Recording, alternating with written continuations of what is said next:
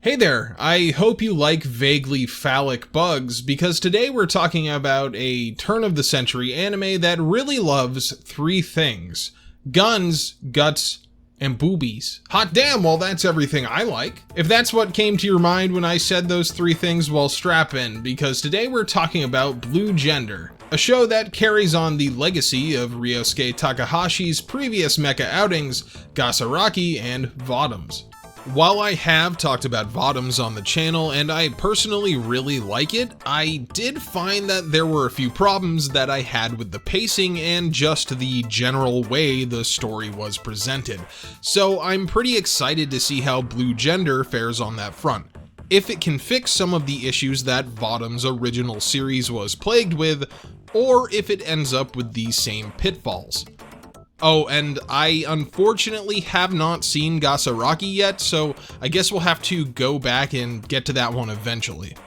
Blue Gender is a sci-fi mecha anime released back in 1999 by Studio AIC. The show received generally favorable reviews in Japan and is notable for having to be so heavily censored for its 2003 Western Toonami run that they literally just said fuck it and gave up, eventually putting it on the late-night Adult Swim time block instead. And even then, the show had to be censored for its copious amounts of violence, nudity, and profanity.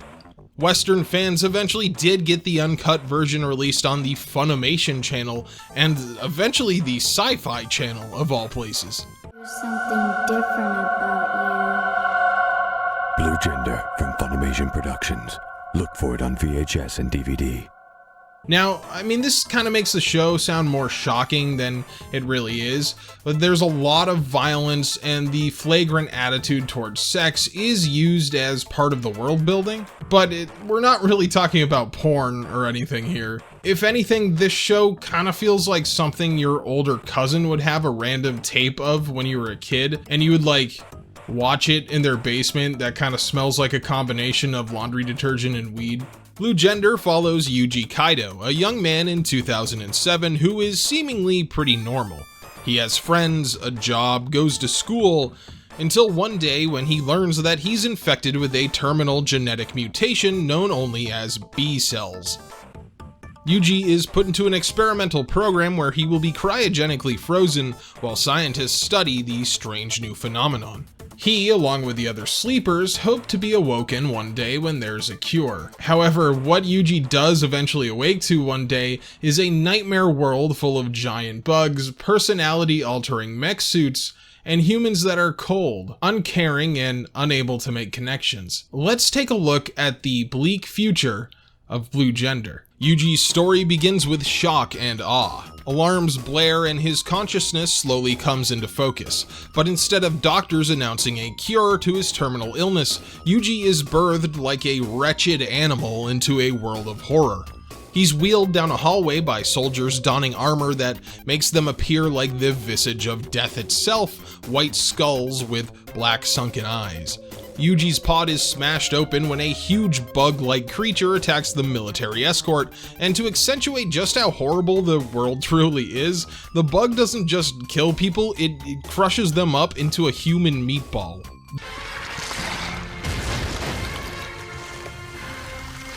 Mamma mia, that's a spicy meatball. This is a sight that literally causes Yuji to piss his pants and cower in fear until he's saved by the intervention of a 12-foot tall suit of armor. Being utterly terrified, Yuji runs off deeper into the facility, only to find the rest of the cryogenic pods have been broken open and are covered in blood and a disgusting green mucus. Yuji starts to freak out and have a mental breakdown, which is understandable, when he sees that the center of the room is home to a literal salad of human parts smooshed into a green ball. This might be the first ever anime slime girl, though much less sexy than the ones we have in the 2020s. Upon further research, there is a slime girl from 1967 in the Mighty Atom manga. There are some really great shots of the city, and we see that sometime after Yuji was frozen, some major shit must have gone down, because huge bug hives pepper most of the buildings, and human cabbages litter the streets. Some giant bugs flit around the city, and I think that most people would be quick to notice that their mouths and faces definitely resemble genitals. Sexual themes and imagery are pretty heavy-handed in Blue Gender, and while it's obtuse enough to not have to censor it, yeah, the design is definitely meant to put you on edge and start asking what's going on. Yuji shocks himself right into a flashback of his old life where he promised his friend Takahashi that they would go chase girls after he was unfrozen. Instead of 3 girls alone in a room with him, it's 3 giant beetles. Yuji tries to defend himself, but it's pretty useless, and luckily he's saved once again by a soldier in a mech. This time, however, there's no place for Yuji to retreat, and he has to watch as the soldier, who's revealed to be a woman named Marlene Angel, blows the attacking bugs to pieces. Marlene tells Yuji that he will follow her orders or he will die, and leaves no room for interpretation on that front. They exit the facility and are immediately ambushed by more bugs. Luckily, 2 more mech pilots named Keith and Joey are close by and come to their aid. The soldiers plant a bunch of explosives around the facility and flee in an armored truck. Yuji asks what's going on, and Marlene tells him that the current year is 2031, and the last members of humanity are fighting a very deadly enemy, giant murderous bugs called the Blue, that seemingly exist only to destroy everything the human race has ever built, and have driven what remains of humanity aboard a giant space station known as Second Earth. Yuji and the other sleepers from before the collapse are considered an incredibly invaluable commodity for reasons that Marlene doesn't explain, and Yuji is being taken with them to Second Earth. As a first episode, this was really effective at setting up both the mystery surrounding the world and the threat that the Blue pose to the protagonists. The pacing is pretty tight, with the flashbacks to Yuji's past providing a shocking contrast to the current day, and it doesn't stuff all of the action and horror imagery at the end, which I appreciated. And knowing that the creator of VOTOMS created this, it's real easy to draw similarities between that series ATs and Blue Gender's Armor Shrikes. They're about the same size, move around like they're skating, and focus mainly on practical ballistic weaponry. I do enjoy the visual style of the ATs, and VOTOMS more in general, but hey, the Armor Shrikes have some really great designs as well, especially some of the models that come into play later in the series. So now Yuji is kind of just along for the ride on this military convoy while getting to know the soldiers like Keith and Joey. Blue Gender is not afraid of putting its adult themes front and center. So while we got plenty of violence in episode 1, now we get to the sex part of that equation. Keith goes and grabs another soldier's chesticles, and she doesn't mind, but she also doesn't seem totally into it. And it doesn't take that long to realize that the show is using the character's attitude and approach towards sex as a proxy to show just how far the human race has fallen and what a dire state we're truly in. This becomes a lot more apparent later on, but humanity is pretty much screwed in Blue Gender, and we've kind of boiled down to just our base needs and urges. These characters don't have sex with partners because they're in love or they feel the need to procreate. They truly are just humping like rabbits because it feels good and it's something to look forward to in a nightmare world full of giant homicidal ants. The convoy fights its way across the barren landscape, showing the audience that small arms fire is all but useless against the Blue.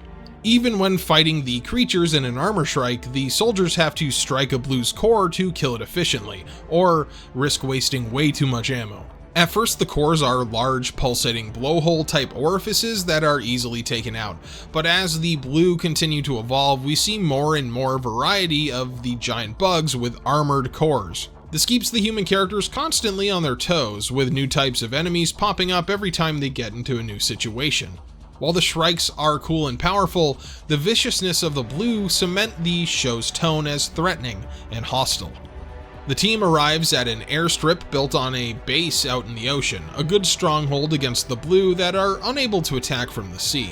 Unfortunately, the base begins to break apart as the Blue show up anyway, and Yuji sees a bunch of sleeper pods fall off of an airborne transport and into the ocean. The team is able to escape, but just barely, and Marlene points out that the Blue figured out there was an underwater tunnel leading to the base. That seems like something you should have probably closed off, huh? I think this set piece really does a lot to show you the type of violence that this show is going for. It's right up in your face. Like I said earlier, Blue Gender has dingy basement vibes. I mean, look at this girl snap the shit out of her neck.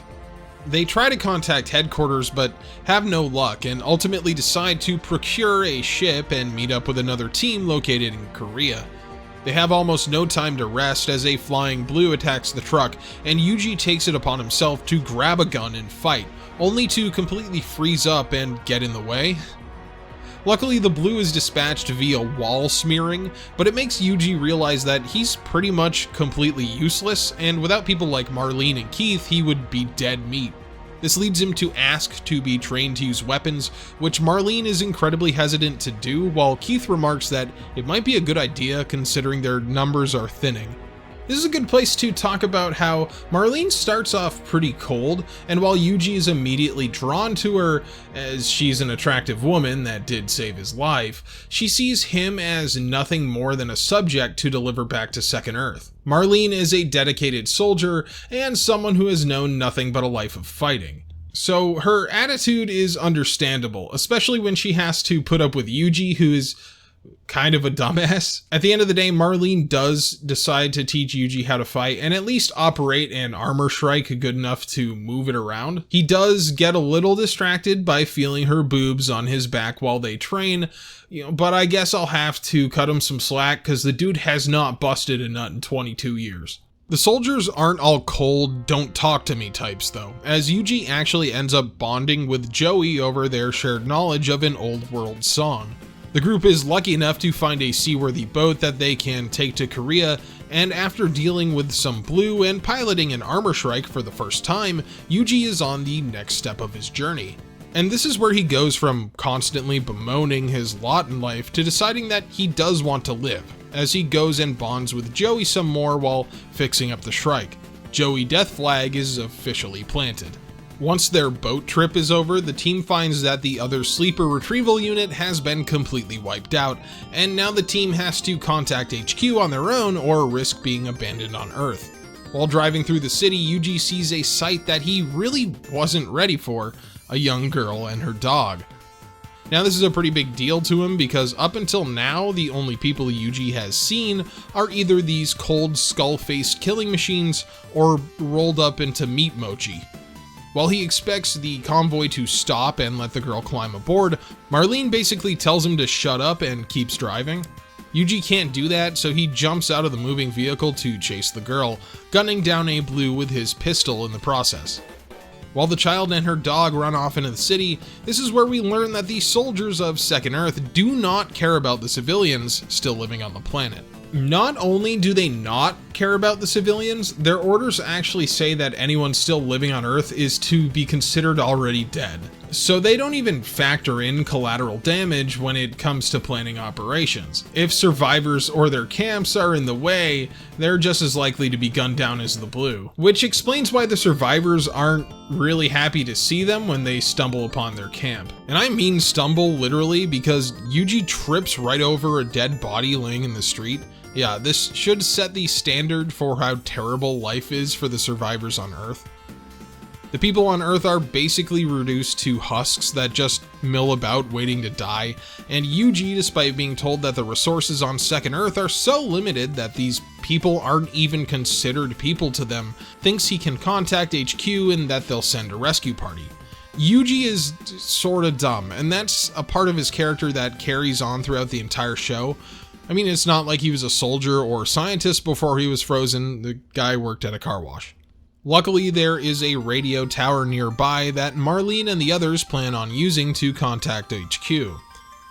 The only downside being that the entire thing has become one big blue hive. They come across a bunch of blue eggs inside that really reminds me of Alien. They observe one hatch, and much to everyone's shock, it has a shield growing over its core, and seeing how hard a time they have with the regular blue, this is pretty bad news.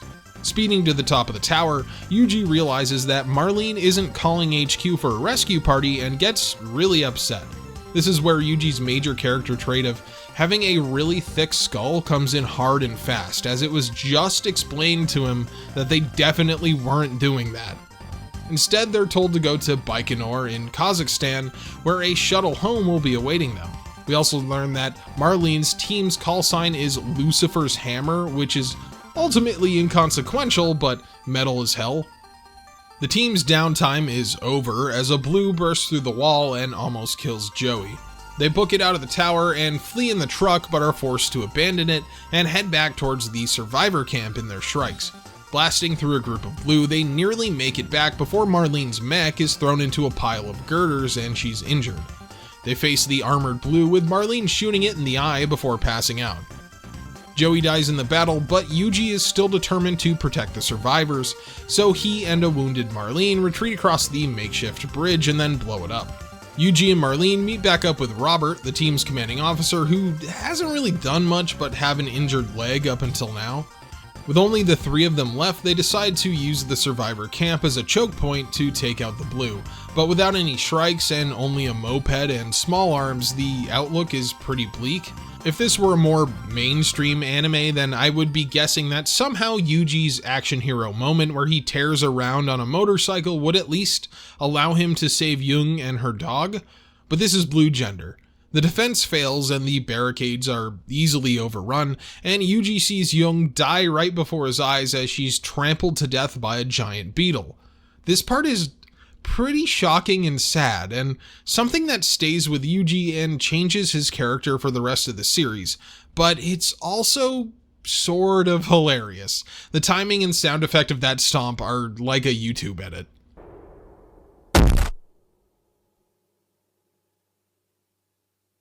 A wounded Robert reveals that he's armed a bunch of explosives throughout the camp and he detonates them, taking out the rampaging blue horde. This leaves a depressed Yuji and a stoic Marlene to head to Baikonur on foot alone. Which, you know, it's not that far, you just gotta walk through all of China. Yuji is really depressed and won't even talk to Marlene. They cuddle for warmth in a cave one night, and Yuji has a nightmare where Marlene's tits turn into giant monster mouths and then he becomes green goo. But, I mean, who hasn't had that dream before? He wakes up after hearing a blue off in the distance and exits the cave with a gun, but there are no giant bugs to be found. Even more peculiarly,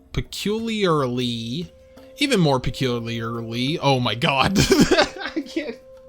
Even weirder is the fact that the next day, Yuji is in much higher spirits.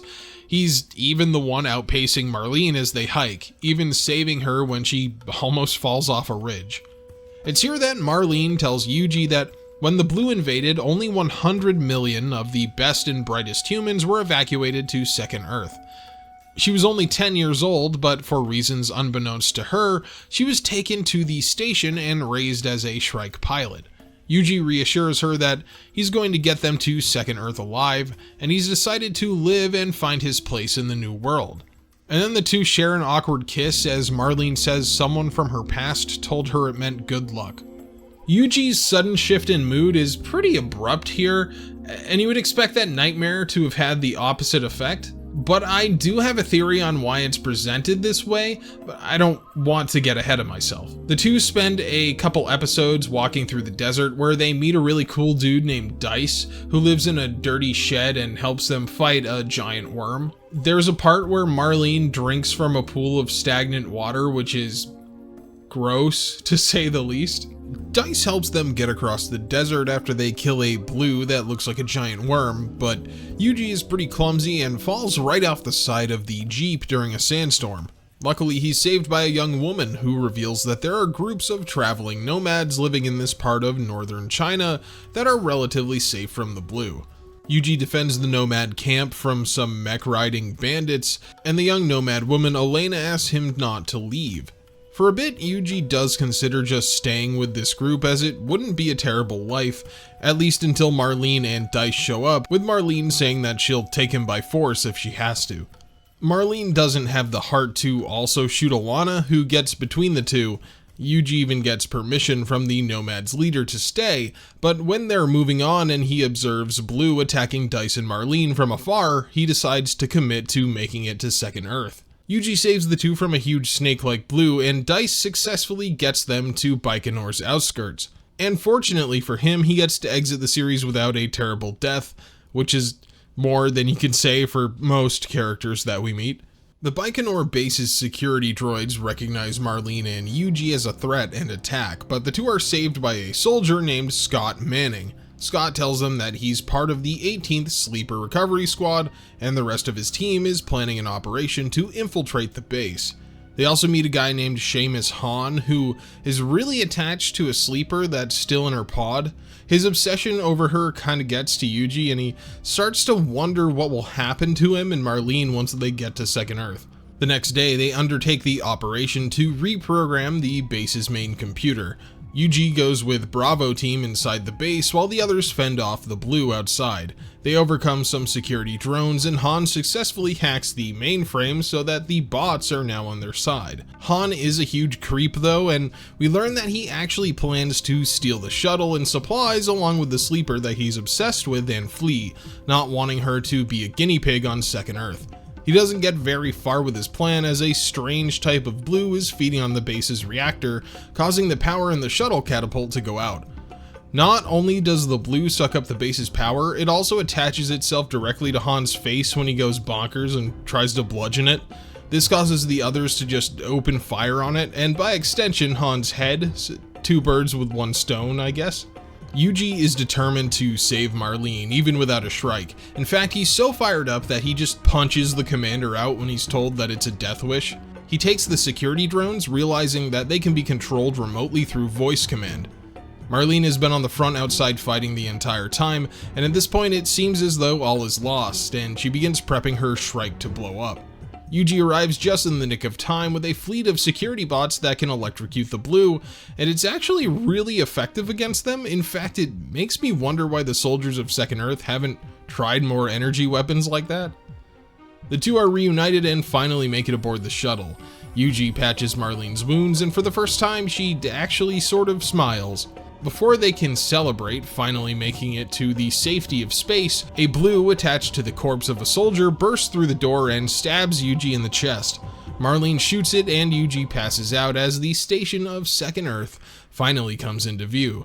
This moment marks the end of the first half of Blue Gender, and honestly, I do think that these 12 episodes do a lot to keep a tense mood and atmosphere. The violence was grounded, and while the sexual promiscuity was present, it never really felt like it was meant to shock you, and feels more like it's included to provide context to the mental state of the characters. On top of that, I really like the art of part 1, as the landscapes provide a horrible picture of destruction and isolation. Sure, the animation can be pretty stiff once you get into the middle episodes, but that's pretty usual when it comes to 90s anime. And Blue Gender has a pretty easy time stringing me along on vibes alone. Now that we're getting into space, things do kind of take a turn for the worse in my opinion. Much like VOTOMS having a lot of pacing issues near the middle, Blue Gender spends the majority of its second arc aboard Second Earth. This introduces new characters, factions, political ambitions, and a very, very different setting. Keep in mind, pretty much every character from the beginning stint of Blue Gender has been killed off except for Yuji and Marlene, so the audience is completely drowned in like 20 new characters with names that are barely mentioned and positions that are nebulous. What I'm saying is that the change in pace, tone, and setting is a hard pill to swallow halfway through the series. While Yuji is rushed into surgery, Marlene is taken in front of Second Earth's High Council for the most stressful work performance review of all time. The council are not at all stoked that Yuji was awoken prematurely and has experienced combat. Apparently, sleepers are supposed to be woken in a controlled environment, and Yuji's adventures on Earth put their whole experiment, that has yet to be fully revealed, at risk. They even blame the loss of the entire platoon on Marlene being too ambitious and taking command over Robert. Marlene is ordered to undergo re-education training, and we see that her time and relationship with Yuji has changed how she performs in battle. Specifically, she refuses to fire through a crowd of Earthling survivors to kill a blue, and stops to save another soldier who had fallen on the battlefield. Both of these are seen as big no-nos, especially to her trainer, a woman named Amek Hendar, who can best be described as a hardcore bitch. While training, Marlene sneaks into the medical station and finds Yuji being observed by members of the council, and the next time she tries to find him, he's gone missing.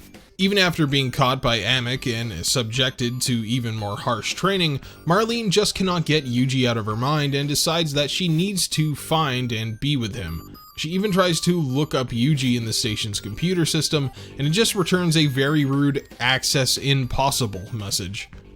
Then she somehow accesses the security cameras and finds where they're transporting Yuji. She really has some G-Savior level hacking skills. Marlene makes her way to the science division, knocking out guards and stealing a shuttle, and really just going full Sam Fisher on everyone. She even steals a uniform and hacks a computer terminal right in front of Amick and another council member named Doug. Okay, I guess that's more Agent 66 than Sam Fisher. Finally, Marlene makes it to the head of the science division, a man named Seno Miyagi. She takes him hostage with a taser and sees Yuji's detailed genetic information displayed on the computer. Marlene finds out where Yuji's being held, and when a bunch of soldiers break in with Amick, she shoots the computer with a taser, and that causes the lights to go out for some reason.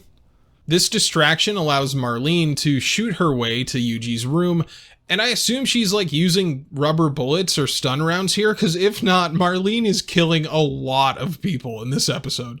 Finally, face to face with Yuji, who's in a weird pod, Marlene just can't get through the final door. Too bad, defeated by a simple walk. Amick punches her in the stomach, but then the door opens on its own and she stumbles inside. Marlene desperately calls out Yuji's name as she finds him undergoing intense VR training, and when he opens his eyes, there's something different about his stare, something cold. Marlene still tries to get to Yuji, bursting through some glass and arriving on his platform, which happens to conveniently be an elevator that brings them to a conference room where the High Council accuses Marlene of treason. Marlene tries to convince them that she has a right to know what's happening to Yuji because she's his friend, and Chairman Victor says he'll tell her if she agrees to stop fighting them. They're both told that the B cells inside of the sleepers are the key to wiping out the blue. Currently, they're working on a new model of Armor Shrike that will link directly with the sleeper's nervous system to help them be a better soldier, on top of B-cell activation also making sleepers stronger than normal humans, along with having more strength and endurance.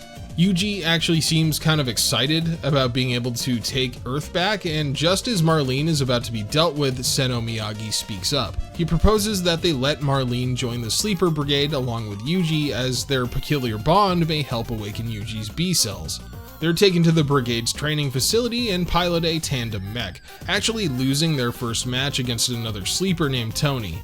They also meet a young woman named Alicia who was just recently woken up from her pod, along with some of the non-sleeper soldiers that make up the Brigade's support unit. And let me tell you something about Alicia. She's probably the biggest dumbass on this entire space station. Despite being a sleeper, she is way behind both Yuji and Tony in piloting ability, and for some reason, she keeps saying she wants to go shopping at her favorite mall on Earth, even though she's been told everything down there has been destroyed. She's also used for an obligatory shower scene, and she really wants to jump Yuji's bones, even leading him away to a, I kid you not, hidden fuck tunnel to get some alone time with him. Meanwhile, Marlene goes to work out some frustration in the gym, and then some dude hits on her and takes her to a sex lounge of some sort. Marlene tries to enjoy herself but finds it uncomfortable because she can't get Yuji out of her mind. Yeah, so this show feels like it wants to be really subversive when it comes to sex, but it really sort of never goes anywhere with it. I kept thinking at some point the flagrant attitude towards banging in a rusty hallway would wrap back around into the story in a stronger fashion, but it really does just end up being for world building and for shock factor, I guess. I find it a little disappointing and a lost opportunity, as I was hoping that the reasoning behind all of the sexual content was a little bit less juvenile, but here we are. Marlene ends up following Tony while looking for Yuji and Alicia, and she oversees him looking up info about the other two sleepers in the computer, so something fishy is going on with that dude.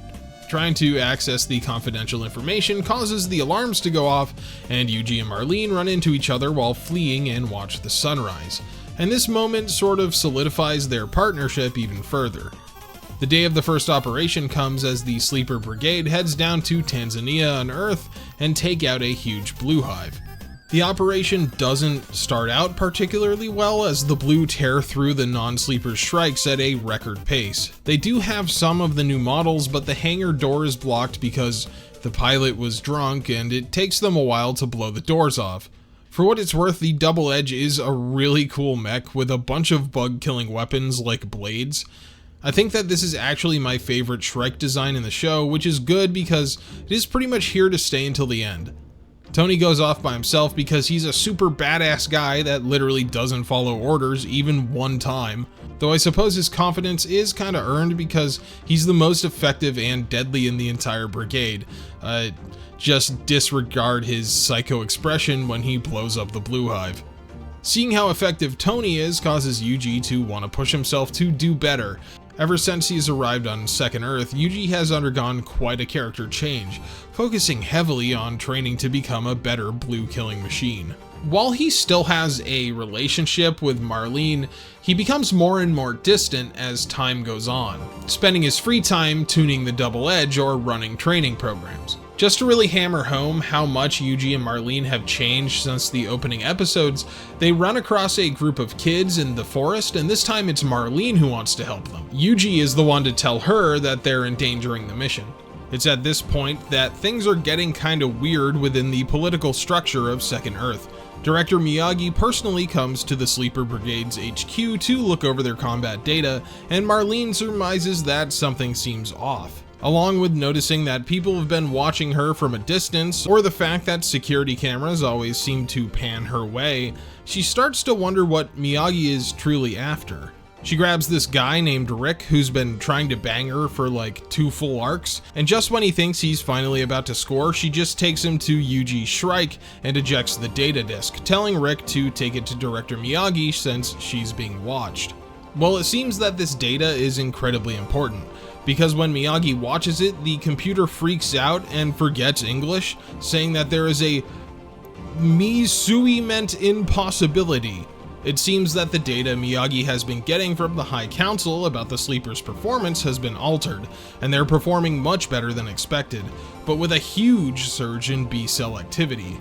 This is all the excuse that Miyagi needs to initiate his true plan, a coup to take control of Second Earth from the High Council. He has Marlene brought to him to explain that he heads a faction called the Ark, and now they have proof that the Council has been lying to them about the Sleeper's performance, but also like a bunch of other shit. Like the High Council said, Sleeper's B cells allow them to heal faster and have higher strength and reaction speed than normal humans. They also allow Sleepers to sense blue telepathically, which makes that moment where Yuji heard the blue roar in the cave make sense. He was telepathically receiving communication as his B cells awakened. The reason for this is because the blue and B cells are basically one and the same. After Yuji was put to sleep, scientists started experimenting with B cells by injecting them into lab animals. And oopsie, they all eventually evolved into giant murderous bugs. The really bad part is that B cells will eventually take over a sleeper's body, turning them into a new breed of killer blue that will turn on their own kind. This explains why Yuji has been acting so aggressive, and on top of that, the new double-edged Shrike has been specifically designed to amplify B cells. So the more Yuji and the others fight in the new models, the closer they get to going psycho. Miyagi, being the director of the medical division, says he can help return Yuji to normal. However, in return he asks Marlene to join ARC and help overthrow the council. Before she can answer, an alarm goes off, signaling the start of the second combat drop for the Sleeper Brigade. Miyagi agrees to help Marlene make it down to the Earth to recover Yuji, but only if she lends her skills to the coup, so she leads a group of soldiers to take over the hangar and shuttle dock of the military station. Meanwhile, on Earth, the Sleeper Brigade is headed to New York City, the location of the largest blue nest in North America. Yuji is paired with Alicia since Marlene is missing, and Yuji barely even notices she's not there. Quite the difference from his days of following her around like a lost puppy. As far as Alicia goes, she continues to have that airhead quality from before, and the horrifying situation that she's in never really seems to get in her head. She's also just sorta useless, constantly whining and almost dying from the blue. Honestly, I'm surprised she's a sleeper. I would say that Blue Gender is using her to fulfill the useless chick stereotype, but this show actually goes out of its way to portray women as just as badass as the male soldiers, so I think that's just Alicia being annoying. The coup aboard Second Earth is mostly successful, with the High Council having to flee aboard a shuttle to the medical station and barricade themselves there. Amik is shot in the shoulder by Marlene, and that guy named fucking Doug is caught and locked up. Miyagi is actually kind of a stand-up guy and holds up his end of the bargain, even allowing Marlene to take some ARC troops down to Earth with her. Marlene finds Yuji pretty quickly and thinks he's in trouble being attacked by two blue, but he puts them down quite easily with his blades. She tries to warn him that piloting the double edge any further will result in his B-cells taking over, but he goes totally bonkers and attacks her. And if you thought Yuji was struggling with keeping his sanity, well, Tony has gone completely batshit and is cuddling the corpses of dead blue, and then leads Alicia away from Yuji to be with him. Sleepers are starting to freak me out, man. While ground command of the Sleeper Brigade is shocked to see that Tony has made it into the hive way ahead of schedule, they severely underestimated the sheer amount of bugs at this hive. The brigade is being totally overrun and trying to fall back. Eventually, even the command vessel is destroyed, with Miyagi watching from Second Earth to confirm the operation is a failure. Fortunately, Yuji and some of the other sleepers are still alive and want to finish the mission, though they're all separated. I do really love the look of Yuji's helmet after he gets the double edge. The design of it harkens back to VOTOMS, and it sometimes does really feel like he just brought that series into the 90s. Marlene tries one last effort to get through to Yuji, jumping directly onto his Shrike. He blows her helmet off and has a flashback to the first time that they met. This softens Yuji a bit, and they both exit their damaged Shrikes. Marlene tries desperately to comfort him, saying he can go back to the way he used to be, but he talks about the things that he's lost and the people that have died, going so far to shoot at Marlene when she tries to approach. While I do think that this show is sort of schlocky at certain points, there is a lot of real directorial skill on display, and this scene is a really great example of how tense Takahashi can make a scene. Finally, Marlene kisses Yuji, making him remember who he is, and the two watch as the shuttle, full of surviving Sleeper Brigade soldiers, leaves without them. Luckily, and I mean really luckily, Marlene finds a pristine shuttle all fueled up and ready to go in New York. Miyagi is kind of bummed out to hear that Yuji and Marlene aren't among the survivors, and even more bummed when a second shuttle carrying Tony and Alicia shows up. Miyagi does not trust Tony, because why would you? He's psychotic, and he doesn't let him dock. Which leads Tony to the medical station, where he unleashes a shuttle full of blue upon the surviving High Council faction. Tony takes control of the medical station and threatens to ram it into the military complex, and he even goes on a big bad rant about how the blue were born to exterminate humanity and are the apex of evolution. ARC soldiers board the medical station, and there's even a small space battle, which I didn't expect, but every mech show will squeeze that in there somewhere, I guess. Yuji and Marlene finally show up, and Miyagi tells them that they have to go kill Tony. Yuji is pretty conflicted about this because Tony has kind of been his rival throughout the entire past arc. I don't know, I'm not personally sold on Yuji's thoughts here. I guess killing a brother in arms is hard even if he's a nutjob. They search through the medical station and they find no one left alive, although they do find Cabbage Victor. Hey, remember Rick? The guy who's been trying to bang Marlene for 15 episodes? He's here and part of the ARC crew sent to kill Tony.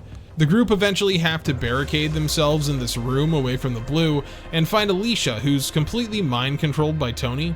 Yuji tries to convince her that the sleepers are still human, but she doesn't listen and tries to shoot him. Marlene wants to kill her, but Yuji doesn't want to, and you'd think there would be some big moral dilemma until Rick just pulls out a gun and blasts her. Okay, I kind of like Rick. So Rick takes the wounded Alicia to try and escape while Marlene and Yuji finally deal with Tony, who's strapped into a big computer in the control room. Tony sees himself as the messiah of the Earth, and he believes that the Earth itself has a grand will. Basically, B-cells evolved on Earth naturally as a way to curb human expansion. It's that old humans are the real cancer on the Earth trope, taken in a very literal way. Yuji tries to convince him to give up, but when it doesn't work, he does a super anime protagonist jump and shoots Tony in the head. It's actually sort of abrupt. Before dying though, Tony initiates the med station ram plan, but Miyagi sends shuttles packed to the gills with explosives and blows up the entire medical station as Yuji and Marlene leave. Now, you'd think this is where the series would just sorta end, cause we're only a few episodes from the end and definitely not solving the blue problem in that amount of time, but nope, we have a very short final arc involving Yuji returning to Earth with Marlene to find the truth about the blue. They go to an area in northern South America where a mass blue migration has been spotted. There are people living in the area in a small village that seem totally unaffected by the blue. In fact, there are no blue anywhere, and the hive that they came to check out is completely empty and sealed up. They follow a trail in the woods made during the migration and find their way into a deep cave complex. Inside are massive piles of dead blue, and Marlene thinks that if the Earth truly is a living organism and created the blue to destroy humanity, perhaps now it sees the blue as the threat since they completely overran the planet. If that's true, then that means the Earth has planetary AIDS? Just saying. Yuji senses a strong presence that leads them to a weird pillar of light that a giant blue is birthed from. This one has no core, and that seems like a problem until Yuji just kills it by shooting his gun into its open mouth. Now Yuji wants to go inside the pillar of light, telling Marlene to wait for him at the village. She reveals that she is pregnant with their child and tells him that he has to come back. So Yuji enters the light, and it turns out that the theory Miyagi and the others had was completely correct. The Earth itself is a living organism that created the B cells to quell humanity as it had spread too far and too fast. Now, however, Yuji is able to commune with it and convince it to give humanity a second chance as long as they keep their population to a minimum. Yuji returns to Marlene in the morning, and all's right with the Earth. Well, at least this one. Second Earth explodes from some civil war aboard the station, so sucks to be them, I guess. Blue Gender is kind of a strange piece of media. On one hand, it brings that dark VOTOMS vibe and grounded mech combat forward into the 90s, and has some of the best 2 AM vibes available. On the other hand, it kinda has Takahashi pacing problems out the wazoo, and its plot is more interested in its political dealings than the overall mystery of the blue. And honestly, I'm just not sure I'm really interested in the political dealings and structures of Second Earth, especially when it's all introduced halfway through the series. This leaves the show to really rush the explanation of the blue to the last few episodes, which is a shame because that mystery was just a huge draw in the initial arc. On top of that, I don't really like Yuji as a character. His change from the everyman to a hyper-lethal soldier is done gradually in the beginning, before he's just super good at piloting the double edge. I actually kind of appreciated it when the show switched to having Marlene be the main character halfway through, as her arc is actually more compelling and, in my opinion, better written. There's also the issue of how many characters are introduced and then killed off. It's honestly an act of futility to learn most of their names because they won't be around long. I do still think that Blue Gender is worth a watch. Like I said before, Ryosuke Takahashi is a very talented director. And even when I think that this show lacks in the animation department, there are some shots and compositions in this show that are just downright beautiful. While I was unimpressed with the whole Will of the Earth reveal because it's just something I've seen before, I can definitely see why someone would like that ending and the philosophical implications that it has. Not to mention, it's kind of fun to think about what life must be after the series closes. I mean, you gotta live on Earth knowing that the planet is a genocidal asshole. Oh yeah, and don't bother watching this show just for the mech fights and animation because it's really not anything too mind-blowing. It's fun to see them shred giant bugs, but beyond the first and last episodes where the budget is usually concentrated, the animation is pretty bog standard. With all that being said, I guess I have to watch Gasaraki to finish this loose trilogy, so I'll get on that eventually. Look, if you enjoy Starship Troopers and VOTOMS, and you don't really care about the story being anything revolutionary, Blue Gender is a pretty good time. The art is on point, it has edgy 90s violence and shoves sex in your face just for funsies, and the score fluctuates between really good and creepy and what is this? If that sounds like the 26 episode adventure for you, that's pretty easy to find copies of Blue Gender on Amazon. In fact, as of now, it's available digitally on Prime, so have at it. As for me, I'm going to move on to something a little more fun and light next time. See you then. Good morning, everyone. Welcome to today's end card. I apologize if you can hear things outside because my window's open. Because this is the first time in a long time it has been 100 degrees in the Northeast, so you know how that is. Anyway, thank you very much to my channel members, aka Batosai, Brian Sanchez, D. Mells, Daniel Johnson, Danky Stank, Swanky Mank, Deader V, Gert, Joe Castellanos, Joe Cavazos, John Lamb, Johnny G, Canto 20, McLean Nugent, Mr. Smash, Trey Hardy, Video Gamer 75, and Zappa Slave. I'm getting really good at doing all that in one breath. Thank you guys for watching. I really enjoyed Blue Gender quite a bit. I think I came off more negative in the video than I really was.